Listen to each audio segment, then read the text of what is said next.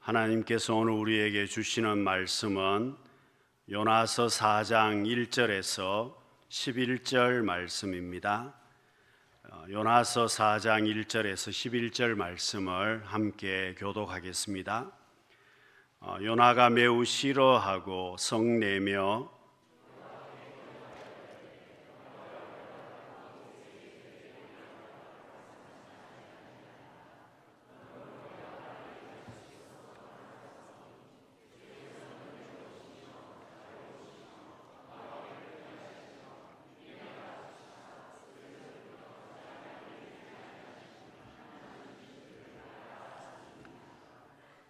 여호와여 원하건대 이제 내 생명을 거두어 가소서. 사는 것보다 죽는 것이 내게 나음이니이다 하니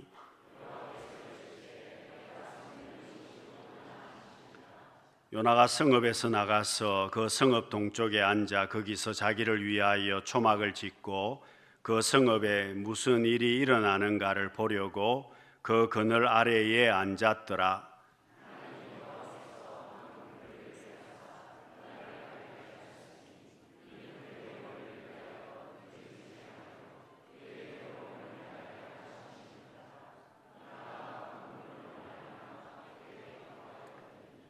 하나님이 벌레를 예비하사 이튿날 새벽에 그 박는 굴을 갉아 먹게 하심에 시더니라.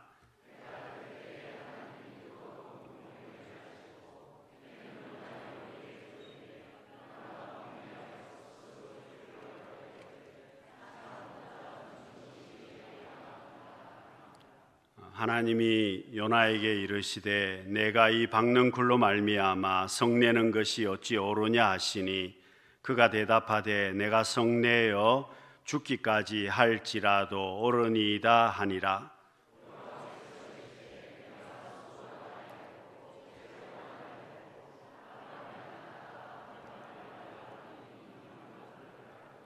함께 읽습니다. 하물며 이 큰 성읍 니느웨에는 좌우를 분변하지 못하는 자가 12만여 명이요 가축도 많이 있나니 내가 어찌 아끼지 아니하겠느냐 하시니라.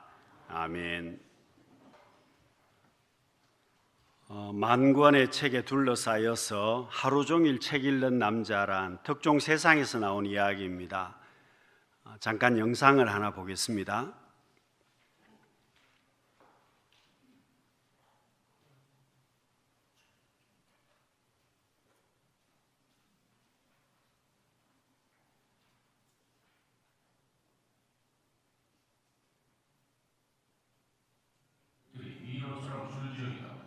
제대로 걸어다니기도 힘든데 책장에 꽂을 것도 없어 알아봐야지 정정한 책들. 그런데 어제 상태가 심각합니다. 그렇게 너저분한 식탁에서 저녁 식사를 하는데 제대로 앉을 곳조차 없어 불편하게 서서 식사를 합니다. 면이 입으로 들어가는지 코로 들어가는지 모를 것 같은데 성년 씨의 머릿속 오직 책.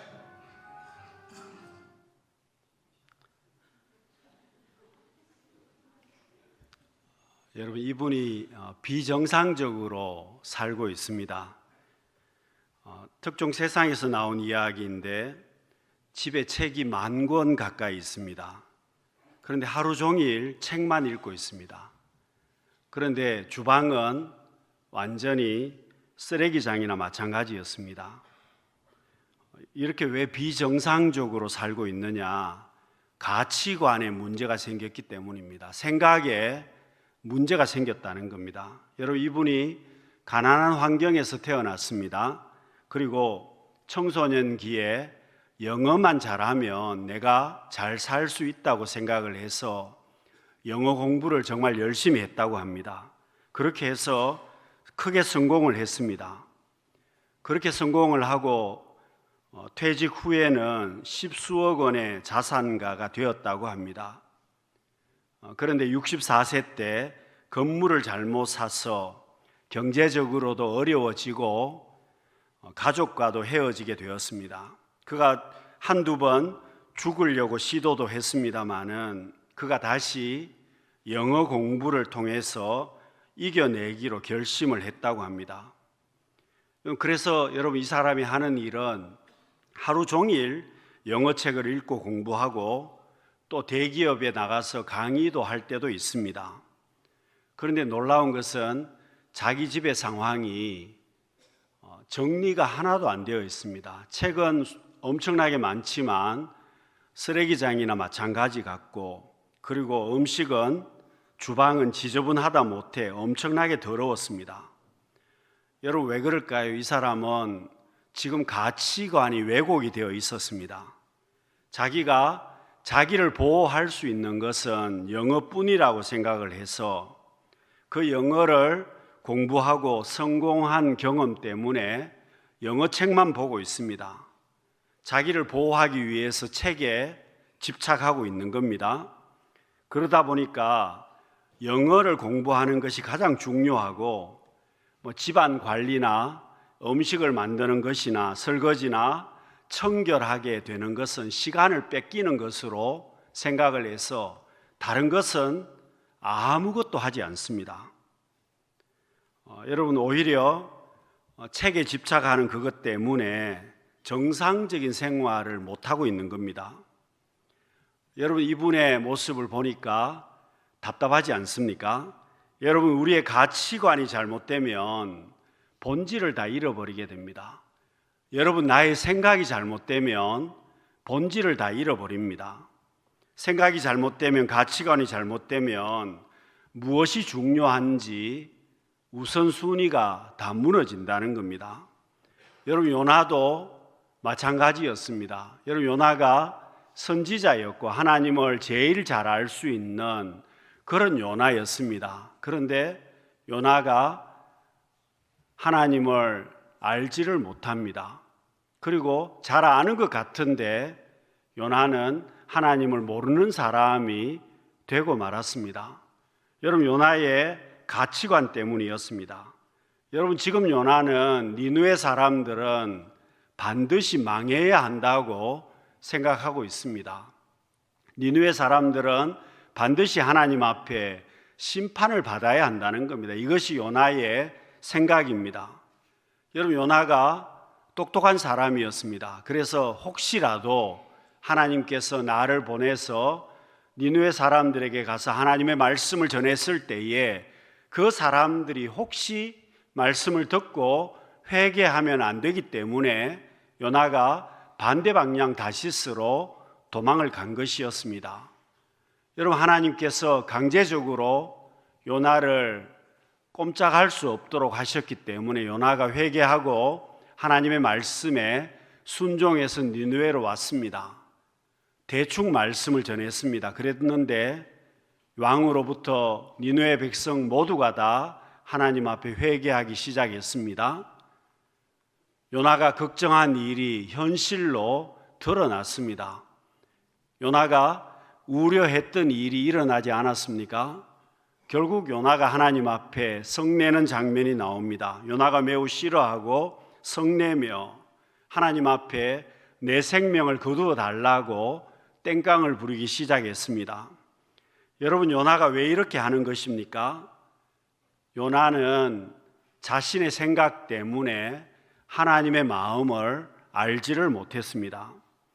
여러분, 요나 생각에는 이 니느웨 사람들이 반드시 망해야 한다는 겁니다. 혹시라도 니느웨 사람들이 살 수 있는 아주 작은 방법이라도 생길까 봐 자기도 다시스로 도망을 가지 않았습니까? 여러분, 요나가 화난 이유가 있습니다. 하나님의 용서가 마음에 들지 않는다는 겁니다. 하나님은 공의의 하나님이신데 왜 악한 저 니느웨 사람들을 하나님께서 살려주시느냐는 겁니다.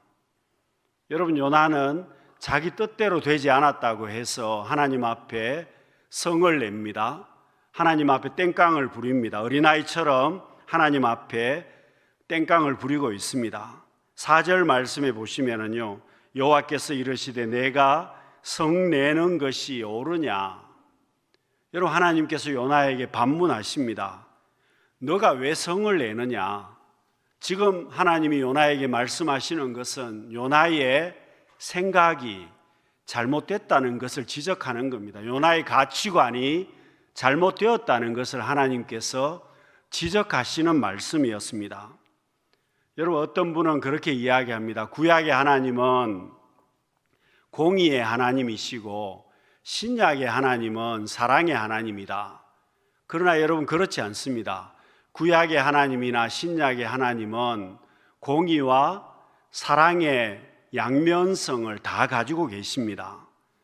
여러분, 십자가는 하나님의 공의와 하나님의 사랑이 함께 만나는 지점이 바로 십자가입니다. 죄로 인해서 심판을 받아야 합니다. 그러나 그 어떤 사람이라도 회개하고 하나님 앞에 나오면 그 주님의 십자가를 통해서 용서받을 수 있지 않습니까?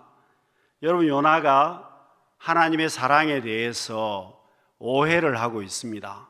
사실은 여러분, 요나도 지금 그 하나님의 사랑을 받고 있습니다. 만일 하나님이 공의의 하나님이시라면 말씀에 순종하지 않은 요나를 가만히 두셨겠습니까? 여러분, 요나는 물고기 뱃속에 그대로 있어야 할 겁니다. 요나는 이미 물고기에게 밥이 되었을 겁니다. 그런데 그 요나가 지금 살고 있지 않습니까? 요나 자신도 이미 하나님의 사랑을 누리고 있는 것입니다. 그렇지만 여러분, 요나는 하나님께서 니느웨 사람들을 심판하시지 않는다고 성을 내고 있습니다. 여러분, 말라기 시대 이스라엘 백성들도 똑같았습니다. 말라기 시대 이스라엘 백성들은 포로에서 돌아왔습니다. 포로에서 돌아와서 그들이 본국으로 돌아와서 잘 살기를 원했습니다. 그런데 포로에서 돌아왔지만 사는 것은 쉽지 않았습니다. 경제적인 상황도 여전히 좋지 않았습니다. 여러분, 이스라엘 백성들이 그런 상황 속에서 하나님께서 이스라엘 백성들을 사랑하셨다고 말씀하십니다. 여러분, 이스라엘 백성들이 하나님 앞에 어떻게 대답했을까요? 이렇게 대답합니다. 하나님께서 언제 우리를 사랑하셨습니까? 여러분, 오늘 우리도 똑같은 사람들입니다. 이스라엘 백성들과 별반 우리가 다르지 않습니다. 여러분, 우리가 신앙생활 하면서 조금만 어려워도 하나님 앞에 불평하시는 분들이 있습니다. 내가 신앙생활 하면서 여러분, 감사가 점점 없어집니다. 하나님 앞에 찬송하는 나의 모습이 점점 없어집니다. 하나님 앞에 예배를 드리는 나의 모습이 점점 없어집니다. 여러분, 그렇다면 우리 스스로 한번 진단을 해 보셔야만 합니다. 내가 왜 이렇게 살고 있느냐? 여러분, 우리 역시도 그 하나님의 사랑을 제대로 알지 못한다는 겁니다. 여러분, 말라기 시대 패역한 이스라엘 백성들에게 하나님께서 뭐라고 말씀하시겠습니까? 말라기 1장 2절과 3절 말씀을 보시면은요, 여호와께서 이르시되 내가 너희를 사랑하였노라 하나 너희는 이르기를 주께서 어떻게 우리를 사랑하셨나이까 하는도다. 나 여호와가 말하노라. 에서는 야곱의 형이 아니냐. 그러나 내가 야곱을 사랑하였고 에서는 미워하였으며 그의 산들을 황폐하게 하였고 그의 산업을 광야의 이리들에게 넘겼느니라. 여러분, 하나님이 왜 이렇게 말씀하실까요? 지금 너희들이 원망하고 지금 너희들이 경제적으로 어렵다고 힘들게 살아간다고 불평하고 있지만 에서를 보라는 겁니다. 에서의 후손인 에돔 자손들을 보라는 겁니다. 너희들은 지금 어렵다고 하고 너희들이 포로가 되기도 하고 시험을 당하기도 하고 어려움을 겪기도 했지만 지금 살고 있지 않느냐? 지금 살아남았지 않느냐? 지금 어렵다고 해도 너희들 지금 잘 살고 있지 않느냐? 그런데 에돔 한 봐라. 에서의 후손들은 어떻게 되었느냐? 지금 그 나라가 완전히 망하고 황폐하게 되지 않았느냐? 내가 그렇게 너희들에게는 은혜를 베풀었다는 겁니다. 여러분, 사실 에돔은 잘 살기 위해서 엄청나게 노력을 했습니다. 자신들의 멸망을 막아보려고 에서의 후손들은 열심히 수고했다는 겁니다. 잘 살기 위해서 노력하고 수고했는데, 여러분, 에돔 지역을 통과하던 왕의 대로가 모든 경제의 물류가 통과하던 그 길이 다른 지역으로 옮겨지게 되었습니다. 물류길이 옮겨지게 되니까, 왕의 대로가 바뀌게 되니까 결국은 이 에돔이 점점 나라가 기울게 되고 결국은 황폐하게 되었다는 겁니다. 여러분, 왜 이렇게 되었습니까? 에돔 나라는 잘 살기 위해서 노력했지만 하나님께서 사랑하시지 않았다는 겁니다. 그러나 이스라엘 백성들은 하나님이 사랑하셨노라고 말씀하십니다. 사랑하는 성도 여러분, 오늘 우리도 마찬가지입니다. 우리가 하나님의 사랑을 알지 못하면 우리는 늘 불평하면서 하나님이 언제 우리를 사랑했느냐고 불평할 때가 많지 않습니까? 그러나 여러분, 하나님은 여전히 우리를 사랑하고 계신다는 겁니다. 여러분, 하나님의 사랑을 알고 하나님의 뜻을 우리가 헤아리고 복된 신앙생활, 복된 사명자로 살아갈 수 있는 우리 모든 성도님들이 되시기를 바랍니다. 여러분, 요나가 왜 이렇게 하나님 앞에 성을 내고 있느냐? 한 영혼이라도 그 생명을 귀중하게 여기시는 하나님의 마음을 깨닫지를 못했습니다. 한 영혼을 귀중하게 여기시는 하나님의 마음을 요나가 알지를 못합니다. 여러분, 하나님께서 니느웨 백성들이 회개하자 용서하시기로 작정하셨습니다. 여러분, 요나가 화가 났습니다. 여러분, 모든 인간의 문제의 배경에는 죄의 문제가 있습니다. 우리 인생의 모든 문제의 뿌리에는 죄 문제가 있다는 겁니다. 그러나 여러분, 사실 죄 문제보다 더 큰 문제가 뭐겠습니까? 회개하는 문제입니다. 여러분, 사람이 왜 하나님 앞에 심판을 당하겠습니까? 죄 때문이 아니라 회개하지 않기 때문에 그렇습니다. 죄 때문에 망하는 것이 아니라 회개하지 않기 때문에 망한다는 겁니다. 하나님께서 말씀을 통해서 우리에게 경고하고 계십니다. 계속해서 말씀을 통해서 경고하시지만 하나님께서 경고하셔도 회개하지 않는다는 겁니다.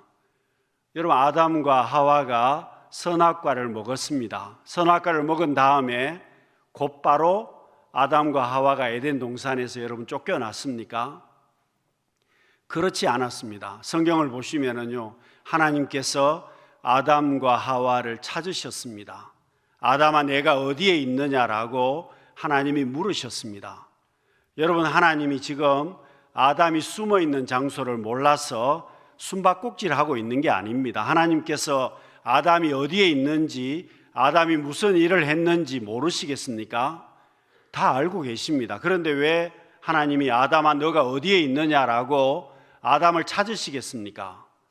여러분, 아담에게 하나님께서는 회개할 수 있는 기회를 주시는 겁니다. 그래서 여러분, 하나님이 아담을 찾으셨고, 그래서 오늘 우리를 찾으시는 겁니다. 왜 하나님이 나를 찾으시겠습니까? 너희에게 기회를 주시겠다는 겁니다. 그런데 아담은 그 기회를 놓쳐버립니다. 오히려 자기 아내인 하와 탓을 하고, 하와는 또 뱀 탓을 하면서 회개할 수 있는 기회를 놓쳐버리지 않습니까?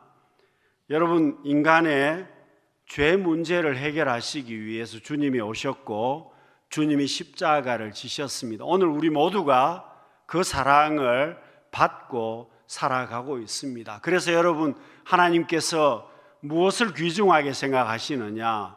죄 없는 사람이 아니라 한 영혼이라도 회개하고 하나님 앞으로 돌아오는 사람을 귀중하게 여기신다는 겁니다. 여러분, 우리 한 사람 한 사람을 하나님께서 소중하게 생각하셨기 때문에 여러분 지금 내가 여기에 있지 않습니까? 여러분 하나님께서는 요나에게 시청각 교육을 하십니다. 박넝쿨을 통해서 요나를 교육하십니다. 요나의 가치관이나 요나의 생각이 잘못됐다는 것을 하나님이 가르쳐 주시는 겁니다. 여러분 요나가 하나님 앞에 성을 냅니다. 하나님 앞에 땡깡을 부립니다. 그리고 요나는 하나님께서 어떻게 하시는지 보려고 지금 언덕 위에 올라가서 성이 보이는 언덕 쪽으로 올라가서 니느웨 성이 어떻게 되는지 보고 있습니다. 여러분 하나님께서 요나를 가르치시기 위해서 박넝쿨이 속성으로 자랄 수 있도록 박넝쿨을 주셨습니다. 여러분 요나가 그 박넝쿨 밑에서 행복했습니다. 왜냐하면 여러분 중동 지방은 습도가 전혀 없습니다. 그래서 햇볕에 들어가면 엄청나게 뜨겁고 그늘에 들어가기만 하면 시원합니다. 여러분 우리나라는 여름에도 습도가 많기 때문에 아무리 그늘에 들어가도 습도가 많아서 시원하지 않은데 여러분 중동 지역은 그늘에 들어가기만 하면 시원했습니다. 여러분 박넝쿨 때문에 요나가 행복했습니다. 시원했습니다. 그런데 그 다음 날 하나님께서 벌레를 보내심으로 박넝쿨 뿌리를 갉아먹게 하셨고 박넝쿨이 죽게 되었습니다. 금방 시들어 버렸습니다. 여러분 동풍이 불어서 날씨가 너무 더워졌습니다. 여러분 요나가 이걸 모르겠습니까? 하나님께서 박넝쿨을 주셨다가 또 박넝쿨을 빼앗아 갔다는 것을 요나가 알고 있습니다. 하나님 앞에 성을 내고 하나님 앞에 불평하기 시작합니다. 여러분 더군다나 요나는 머리가 대머리라고 학자들은 이야기했습니다. 그러니 여러분 요나가 얼마나 화를 냈겠습니까? 9절 말씀에 보시면은요, 내가 이 박넝쿨로 말미암아 성내는 것이 어찌 옳으냐. 여러분 하나님께서 이렇게 말씀하셨지만 요나는 자기 말이 맞다고 주장합니다. 그러자 하나님께서 요나에게 이렇게 말씀하십니다. 10절과 11절 말씀인데요. 여러분 같이 한번 읽어보겠습니다. 여호와께서 이르시되 내가 수고도 아니하였고 재배도 아니하였고 하룻밤에 났다가 하룻밤에 말라버린 이 박넝쿨을 아꼈거든. 하물며 이 큰 성읍 니느웨에는 좌우를 분별하지 못하는 자가 12만여 명이요 가축도 많이 있나니 내가 어찌 아끼지 아니하겠느냐 하시니라. 여러분 하나님께서 성내고 있는 요나에게 너가 박넝쿨 씨앗을 심었느냐, 너가 박넝쿨을 재배했느냐, 너가 박넝쿨에게 물을 한 바가지를 줘본 적이 있느냐.